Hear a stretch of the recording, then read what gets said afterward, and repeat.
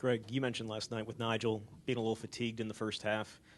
This is going to be your third game in essentially 6 days. Have you guys had to do anything special at all to prepare for that, and have you managed things differently?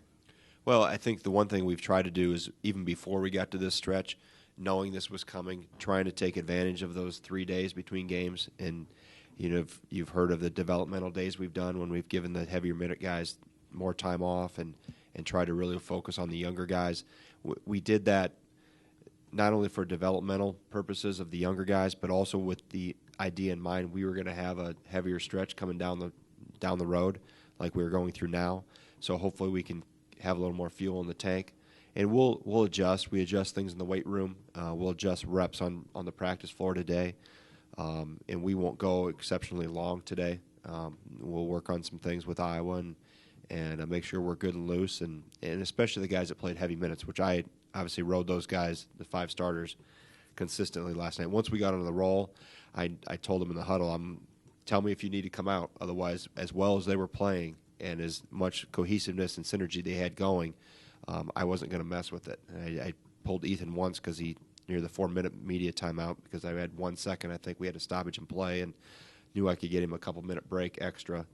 And got Alex in there, but otherwise I was going to go with those guys. And today we'll back off some of those heavy-minute guys, and they'll be around at practice, but probably having them watch a little bit more than actually participate. Coach, you talked about developmental days and the starters kind of pulling them back a little bit. What about the guys on the bench? You have a lot of freshmen, the proverbial wall. Is that a myth, or have they hit that, or what have you seen? I don't think they've hit it physically. Sometimes you maybe, and it's not necessarily just basketball, it's a more strenuous school year. We played close to 20 games before we hit the semester break. By the time, once we got into conference play, that's their high school season. If you have 20 games on average, so that, and you get to that point and say, we're about halfway. And I think it's not only that; it's just the physical toll, the mental toll that it takes, but also balancing everything else that's part of their life and the change.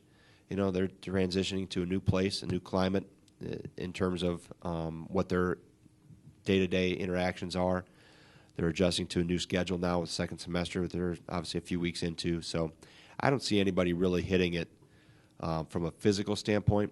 I think I try to make sure and that's why I like the developmental days, because it gives them a day where they can just turn it loose and play. And they like those. They really, I get a lot of smiles and nods when I tell them that that's what we're going to do today, because it's a day for them just to run our stuff. They have to platoon back and forth for a lot of those guys, that Charlie, Khalil, Alex, Jordan Hill, Aaron Maish has done some of that back and forth. So for a day to take just to work on Wisconsin, they really like, and then it gives them a chance to run up and down, compete, and just play, and they have fun with it.